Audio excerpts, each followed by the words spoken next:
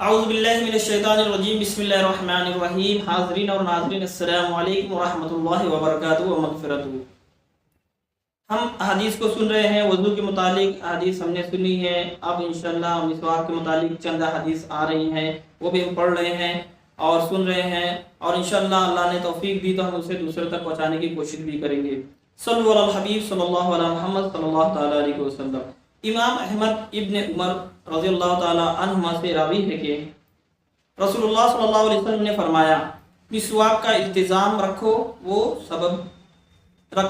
کہ وہ سبب ہے منہ کی صفائی کا اور اللہ تبارک و تعالیٰ کی رضا کا۔ صلی اللہ علیہ محمد صلی اللہ تعالیٰ علیہ وسلم۔ آپ صلی اللہ علیہ وسلم کیا فرماتے ہیں کہ مسواک کا التزام رکھو، یعنی مسواک کرتے رہا کرو، تو یہ منہ کی صفائی کا اور اللہ کی رضا کا ایک ذریعہ ہے۔ منہ کی صفائی کا اور اللہ کی رضا کا ایک ذریعہ ہے۔ دیکھیے یہ امپورٹنٹ بات ہے۔ ابھی تو جنرل ہم لوگ رہتے ہیں، لیکن آپ اگر کمپنی وغیرہ میں کام کریں گے، پروفیشنل اگر آپ ہیں، جیسے MNC وغیرہ کمپنی میں کام کریں گے، تو یہ بہت زیادہ میٹر رکھتا ہے۔ اگر آپ کسی سے بات کر رہے ہیں، قریب میں ہے، 2 فٹ کے 3 فٹ کے ہیں، تو اگر آپ کے منہ سے بدبو نکلے گی تو کون آدمی پسند کرے گا؟ تو منہ صاف رکھنا یہ بہت امپورٹنٹ ہے، کیونکہ ہم ساری چیزیں مطلب اپنے جو امپریشن ہے وہ منہ سے ہی ظاہر کرتے ہیں نا، جب بات چیت کرتے ہیں۔ تو کوشش یہ کریں کہ آپ اپنے منہ کو صاف رکھیں، اور جتنے بھی ہیں نشے والی چیز اس سے پرہیز کیا کریں۔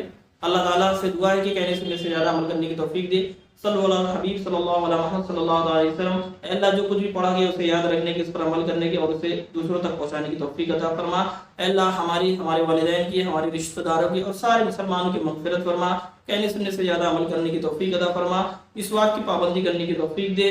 وصلی اللہ تعالی علی خیر خلقہ سیدنا مولانا محمد وعلى وصحبہ اجمعین برحمتک یا ارحم الراحمین، وما علینا الا البلاغ۔